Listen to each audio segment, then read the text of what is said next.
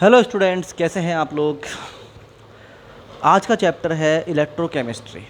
Electrochemistry बहुत important chapter है understanding point of view से कि कौन इलेक्ट्रॉन देता है और कौन इलेक्ट्रॉन लेता है, किसको इलेक्ट्रॉन देता है, किसको किससे इलेक्ट्रॉन लेता है।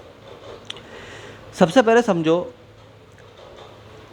मान लीजिए कि एक बार एक साइंटिस्ट था, उसने दो मेटल्स को कनेक्शन में करवाया। क्या करवाया? दो मेटल्स को आपस में कनेक्ट करवाया एक ख़ास तरह के सिस्टम के थ्रू। ठीक, उसने क्या किया, उसने एक जार लिया। क्या लिया बच्चों? एक जार लिया। दूसरी तरफ भी एक जार लिया। इस तरह करके हमारे पास कितने जार हो गए? दो जार हो गए। उसने इस जार में जिंक सल्फेट का सॉल्यूशन डाला और यहाँ पर कॉपर सल्फेट का सॉल्यूशन डाला। बहुत सिंपल करके समझा रहा हूँ, बहुत ही सिंपल करके एक एक चीज़ समझते रहिए। यहाँ पर डाला गया क्या? जिंक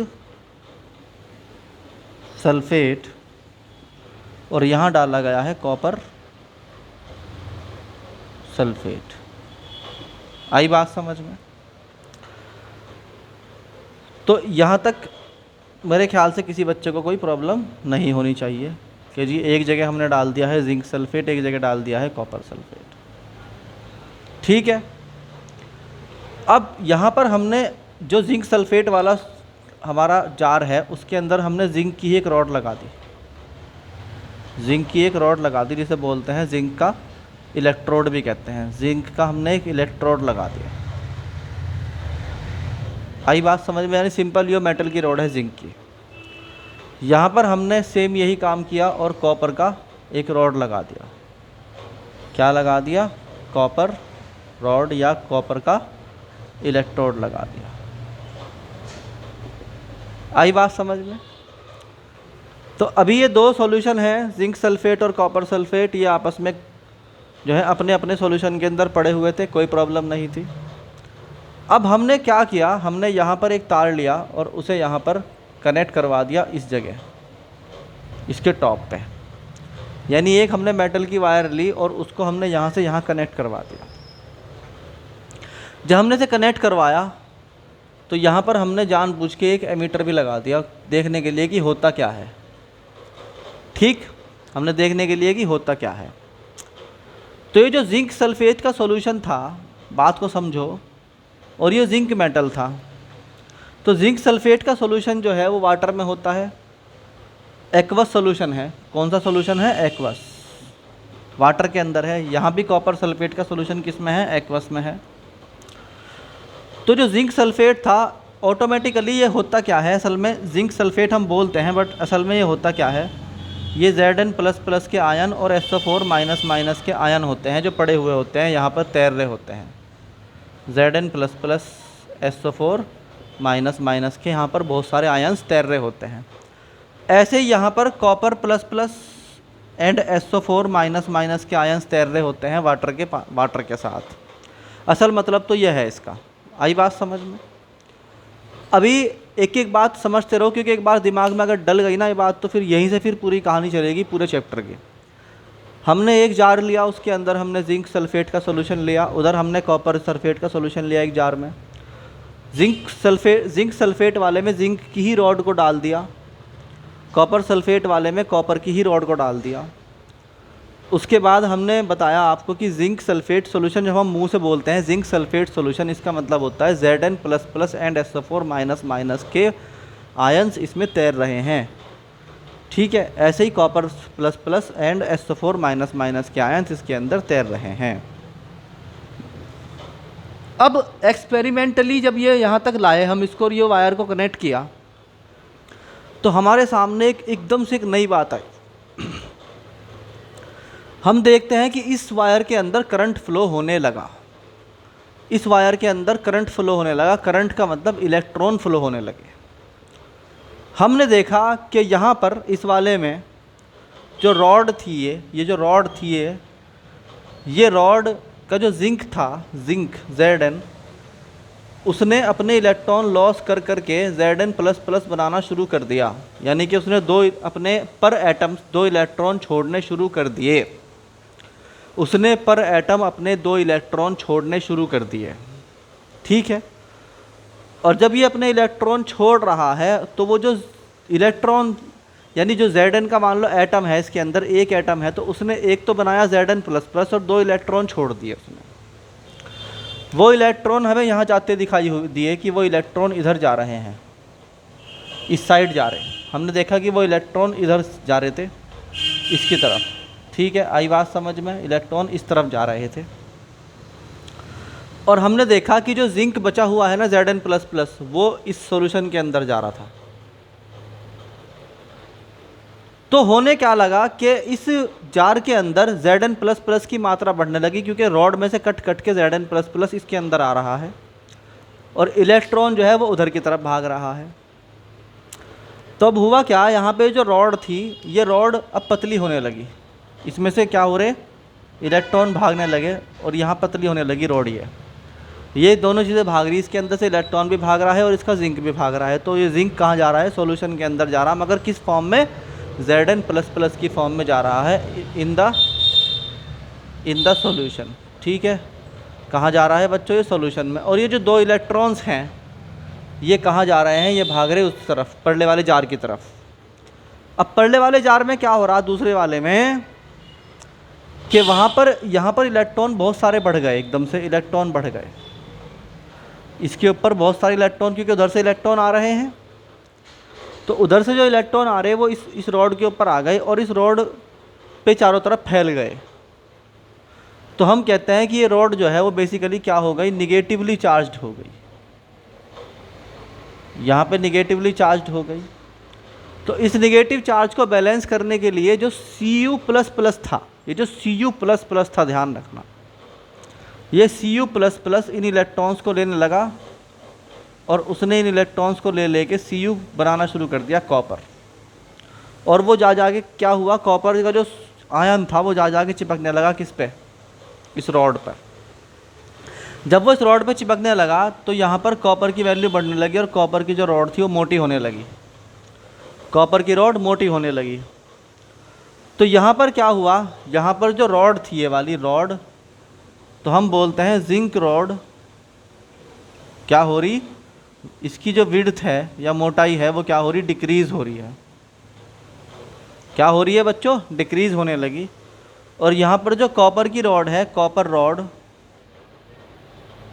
वो क्या होने लगी, मोटी होने लगी, यानी कि उसकी विड्थ बढ़ने लगी या उसका वॉल्यूम बढ़ने लगा। आई बात समझ में, वॉल्यूम इंक्रीज। देखो मैं यहाँ पे सिर्फ समझा रहा हूँ आपको नॉर्मल लैंग्वेज में, इसलिए यहाँ पे बहुत टेक्निकल लैंग्वेज का इस्तेमाल नहीं करना चाह रहा मैं।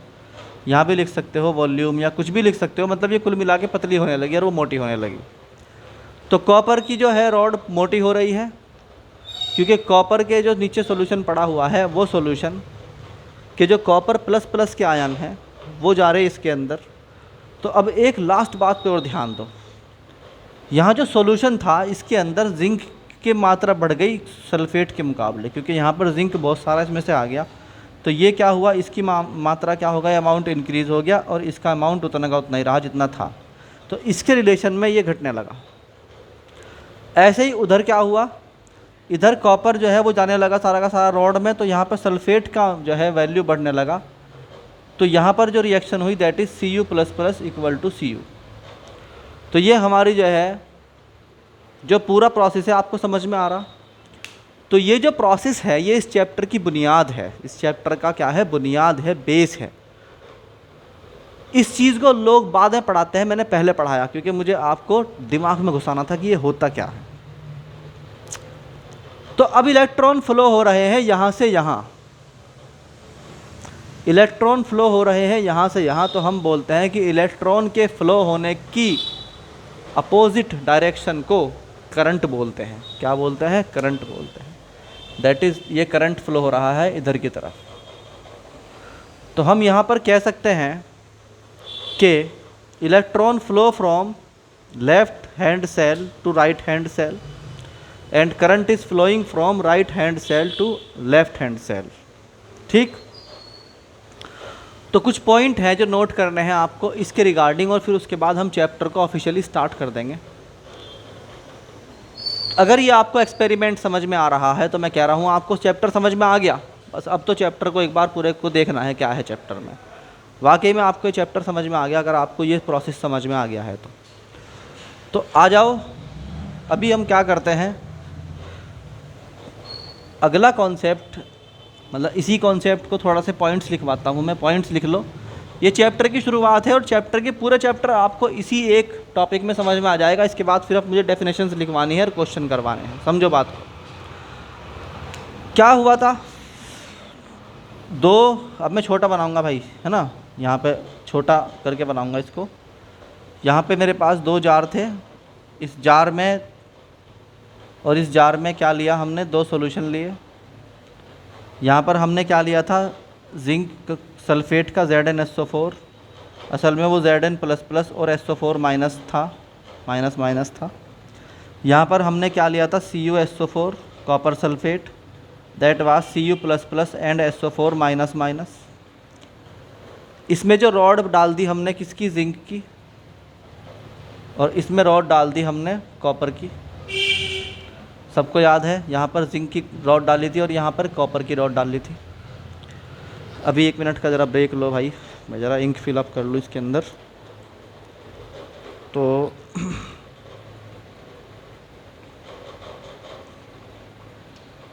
तो यहाँ क्या हुआ था, यहाँ पर इलेक्ट्रॉन भागने लगे थे। जब हमने तार को जोड़ा तो यहाँ इलेक्ट्रॉन भागने लगे थे और इलेक्ट्रॉन भागकर यहाँ पर आ रहे थे, और उन्होंने एमीटर लगाया तो हमने बोला करंट जा रहा है इधर से इधर और इलेक्ट्रॉन जा रहे हैं इधर से इधर। आई बात समझ में आपके? तो कुछ पॉइंट्स हैं लिखवाने के। Number 1,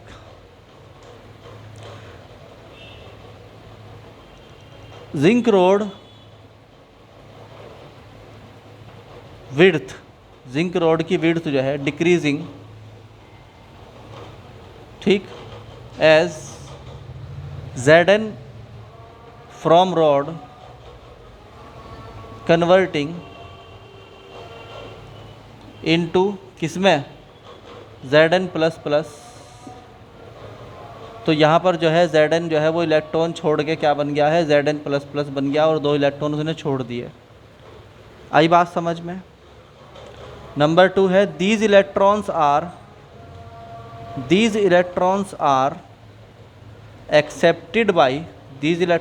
accepted by copper ions of right hand cell, इस वाले राइट हैंड सेल के अंदर से। और यहाँ पर क्या होने लगा, Cu++ जो आयंस के हैं वो क्या हो रहे, 2 इलेक्ट्रॉन लेके Cu बनने लगे। तो यहाँ पर क्या हुआ, यहाँ पर विड्थ जो है वो किसकी, विड्थ ऑफ कॉपर रॉड क्या होने लगी, इंक्रीज होने लगी, बढ़ने लगी, मोटाई बढ़ने लगी।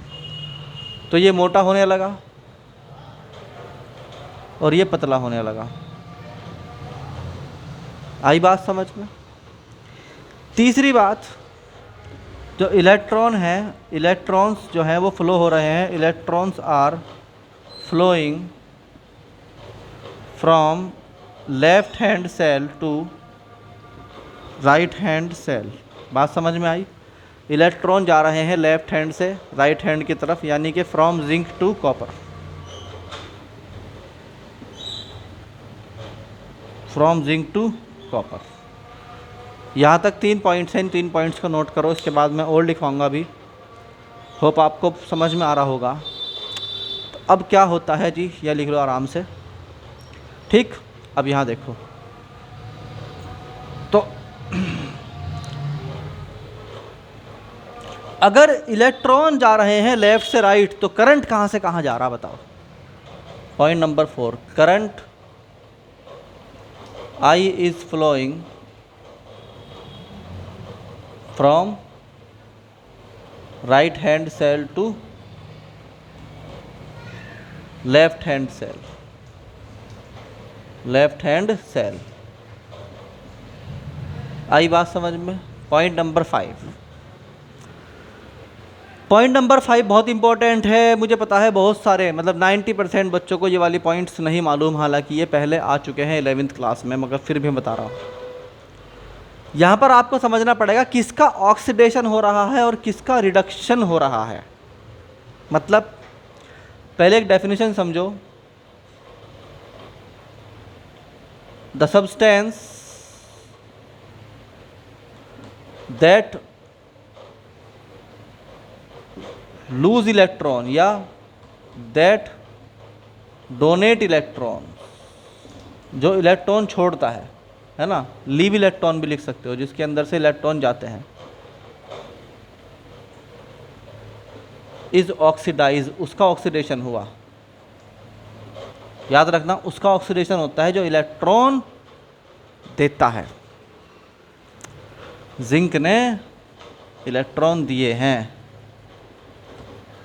तो जिंक क्या हो गया, Zn++। यहाँ पर इसका ऑक्सीडेशन नंबर कितना था 0, यहाँ कितना हो गया 2, तो इसका ऑक्सीडेशन नंबर 0 से कितना हो गया है, +2 हो गया है। तो हम कह देंगे कि जिंक इज ऑक्सीडाइज्ड। आई बात समझ में, जिंक क्या हुआ, ऑक्सीडाइज्ड हुआ। ये बातें एक एक करके नोट करते रहो क्योंकि ये बहुत इंपॉर्टेंट बातें हैं। पॉइंट नंबर 6, वो सब्सटेंस जो इलेक्ट्रॉन लेता है उसका ऑक्सीडेशन नंबर घटता है और वो रिड्यूस होता है। क्या होता है, रिड्यूस होता है। The substance that accept electron, जो इलेक्ट्रॉन को क्या करता है, एक्सेप्ट करता है, रिड्यूस्ड, वो रिड्यूस हो गया है। उसका ऑक्सीडेशन नंबर घटना चाहिए, बढ़ना चाहिए। यहाँ पर जो आयन था पहले से वो था Cu++, उसने इलेक्ट्रॉन लिया और बन गया है Cu, तो +2 ऑक्सीडेशन नंबर था और 0 हो गया। Oxidation number from 2 to become 0।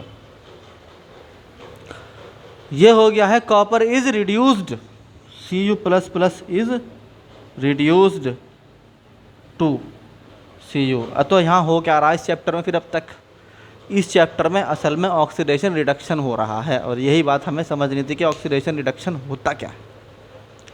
अभी तक आपने इसकी डेफिनेशन पढ़ी 10th में कि जी जिसने ऑक्सीजन ले लिया वो तो ऑक्सीडाइज हो गया, जिसने ऑक्सीजन दे दिया वो रिड्यूस हो गया, जिसने हाइड्रोजन ले लिया वो रिड्यूस हो गया, जिसने हाइड्रोजन छोड़ दिया वो ऑक्सीडाइज हो गया। फिर उसके बाद आपने पढ़ा कि नंबर ऑफ़ इलेक्ट्रॉन्स के अकॉर्डिंग, यानी जिसका ऑक्सीडेशन नंबर बढ़ गया वो ऑक्सीडाइज हो गया, जिसका ऑक्सीडेशन नंबर घट गया वो रिड्यूस हो गया। ये आपने क्लास 11th में पढ़ा था। एक और डेफिनेशन थी कि जिसके साथ जुड़ गया कि कोई electronegative atom that is oxidise, और जो जिसके पास से चला गया दैट इज़ मतलब वो था। उसके बाद आपको अब ये प्रैक्टिकल समझना था कि असल में ऑक्सीडेशन रिडक्शन होता कहाँ है, कैसे होता है। उसके लिए क्लास 12th में चैप्टर बनाया दैट इज़ इलेक्ट्रोकेमिस्ट्री, और यही वो चैप्टर है जो मैं पढ़ा रहा हूँ आपको। ये इसका fundamental mother of the chapter concept है पूरा का पूरा, ठीक। तो इस कॉन्सेप्ट को ध्यान से समझो, अभी बहुत सारी बातें आने वाली हैं इसके अंदर, समझो ध्यान से। अभी यहाँ पे क्या है कि हम कहेंगे कि भाई एक लास्ट बात जो हमें लिखनी है, और वही सबसे इम्पोर्टेंट बात है क्योंकि इसके अंदर अब उसी पर बात चलेगी पूरे चैप्टर में, किसने किसको क्या किया, किसने किसका क्या कर दिया, किसने किसके साथ क्या कर दिया। यहाँ पर इलेक्ट्रॉन एक नेगेटिव एलिमेंट है, आप जानते हैं एक नेगेटिव स्पीशीज़ है, और जो इसको लेता है वो रिड्यूस हो जाता है यानी घट जाता है, और जो इसको देता है वो ऑक्सीडाइज हो जाता है यानी बढ़ जाता है। ऐसे समझ सकते हो अपने याद करने के लिए। तो हालांकि अगर वैसे देखोगे आप तो जिंक का जो है ना इलेक्ट्रॉन जा रहा है तो लोग समझेंगे जिंक का लॉस हुआ। असल में नेगेटिव चीज़ का लॉस होना मतलब आपके लिए पॉजिटिविटी है। मान लीजिए कि आपका कोई रिलेटिव या आपका कोई दोस्त है जो आपके कैरियर में आपके लिए बाधा बन रहा है, मतलब this man is making hindrance in your career, वो आपको पढ़ने नहीं देता, या वो आपको गलत रास्तों पर लगाता है, या वो नेगेटिव बातें करता है जिससे कि आपका मूड ख़राब होता है। One day he leave the your company, उसने आपको छोड़ दिया, तो वो आदमी जो आपको परेशान करता है, जो आपके लिए नेगेटिव है, अगर आप उसे छोड़ दोगे तो आप खुश होगे या दुखी हो जाओगे? आप खुश हो जाओगे, मीन्स यू आर ऑक्सीडाइज्ड। जिसके पास वो चला गया उसका नाश हो गया, इसका मतलब वो क्या हुआ, वो रिड्यूस्ड हो गया। तो इलेक्ट्रॉन को जिसने लिया वो रिड्यूस हुआ और इलेक्ट्रॉन को जिसने दिया वो ऑक्सीडाइज्ड हुआ। तो यहाँ पे क्या हमने कहा कि जिंक रिड्यूस कर देता है, किसको, रिड्यूस्ड कॉपर। जिंक ने कॉपर को रिड्यूस कर दिया। जिंक ने कॉपर को रिड्यूस कर दिया मतलब जिंक ने अपने इलेक्ट्रॉन कॉपर को दिए, तो कॉपर रिड्यूस हो गया और जिंक ऑक्सीडाइज्ड हो गया। जो दूसरे को ऑक्सीडाइज करेगा वो खुद रिड्यूस होगा और जो दूसरे को रिड्यूस करेगा वो खुद ऑक्सीडाइज होगा। पूरी की पूरी केमिस्ट्री इसी फिनोमेना के ऊपर डिपेंड है कि कौन किसको क्या देगा। जिंक किसको इलेक्ट्रॉन देगा, कॉपर किसको देगा, और फिर इसकी हमने पूरी एक सीरीज़ बनाई that is called electrochemical series. ठीक है, इस सीरीज़ के अंदर हमने क्या बनाया, सारे एलिमेंट्स को आपस में चेक कर करके देखा कि कौन कौन किस किस को आपस, अगर सबको जोड़ जोड़ के आपस में देखा और ये देखा कि कौन कौन किस किस को इलेक्ट्रॉन देता है। तो उस हिसाब से हमें बहुत सारे एलिमेंट्स मिले और उसको हम नेक्स्ट लेक्चर में पढ़ाएंगे कि वो एलिमेंट्स क्या थे, इलेक्ट्रोकेमिकल सीरीज़ कैसे बनी। तो आपको ये ऑक्सीडेशन रिडक्शन वाला कॉन्सेप्ट होप समझ में आया होगा। यहाँ पर क्या होता है कि एक एलिमेंट दूसरे एलिमेंट को ऑक्सीडाइज या रिड्यूस करता है और इसी के बेस पे इलेक्ट्रोकेमिस्ट्री बनती है। तो अगर आपसे पूछे व्हाट इज़ इलेक्ट्रोकेमिस्ट्री तो आप क्या कहोगे? Electrochemistry is the branch of science in which we study about the conversion of electrical into chemical and chemical into electrical energy. तो इलेक्ट्रोकेमिस्ट्री क्या हुई बच्चों? Electrochemistry is the branch of science in which we study about